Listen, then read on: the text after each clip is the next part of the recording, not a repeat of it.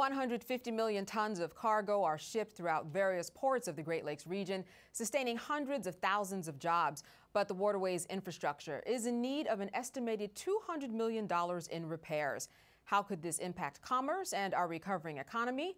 Hello and welcome to Comcast Newsmakers. I'm Candace Kelly, and I'm joined by Representative Bill Huizenga, Republican from Michigan. Thank you so much for being with us today. And Candace, good to be with you. Thanks for having me. Absolutely. First of all, let's talk about the infrastructure and what exactly $200 million is in need of to repair.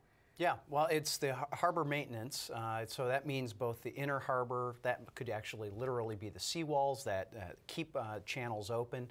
It's also the infrastructure just outside the harbor and inside the harbor as well. We've seen a tremendous amount of fill sand that has come in, oftentimes washed in by the rivers and that kind of thing. In fact, it would be 1.2 million dump trucks full of fill that has gone in, and that has to get dredged out. That would literally stretch from Michigan all the way to China. So people who don't understand the effects in terms of the Great Lakes and what it means to the national economy, how would you explain that? Yeah, well, and I think oftentimes people understand it when they think of the Mississippi and all the commerce that's on the Mississippi. Take that and multiply it. That's what we have in the Great Lakes. Unfortunately, we don't view it as one unified waterway system, and I've got a bill along with Candace Miller from Michigan to change that. We think that it does need to be unified in how we deal with it from a policy standpoint. The bill that you're making reference to is the Great Lakes Navigation System Sustainability Act of 2013. Tell me exactly what you hope to do with this. Yeah, well, as we're dealing with funding, for example, for some of these infrastructure programs, and as we're dealing with invasive species and a number of other issues, the federal government is looking at each of the Great Lakes, Lake Michigan, separate from Lake Huron, separate from Lake Superior, et cetera, even though they're all linked.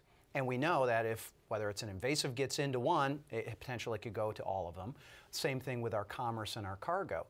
Once you're on the Great Lakes, you can go to virtually any port anywhere around, whether it's in Wisconsin, Illinois, Indiana, Michigan, certainly, obviously, as we're surrounded by it, and then on to New York and all the way out and through the St. Lawrence Seaway. So we need to take a more comprehensive view of our Great Lakes system, both in its protection as well as its proper usage for commerce. So you being from Michigan, what is it that you understand that people like me who may not live in the state may not see exactly when we think about the Great Lakes? Well, it's phenomenal. I take friends who have never been to the shores of Lake Michigan, and they sit there and they watch a sunset over a lake that they can't see the other side to.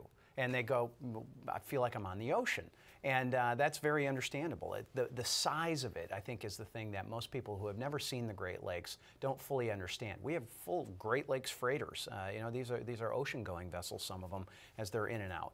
That same size. And so the scale of, I think, the Great Lakes is something that's lost on people who aren't familiar with it. And the bill, where is it now, and what are the hopes for it? Yeah, well, we've had it introduced, a very good response. We're just trying to build the dialogue and really educate people and make sure that they understand the importance of the bill, of you looking at this in a unified manner, not just segmented, and making sure that they understand the impact on commerce that we have here in the United States and our recovery is. I think ultimately that's what it's about, is making sure that we've got jobs here in the United States. Because ultimately we're talking about $200 million in dredging and backlog, as you said, and when we talk about the economy as a whole, it affects each one of us, even though we don't know about it. It does, and it's not necessarily new money. There's a system, the Harbor Maintenance Trust Fund, where shippers pay in fees, and that's where we need to go after that money. This $200 million, where will most of these monies be going to? Well, we want it to be concentrated on those harbors. Those are the main ports as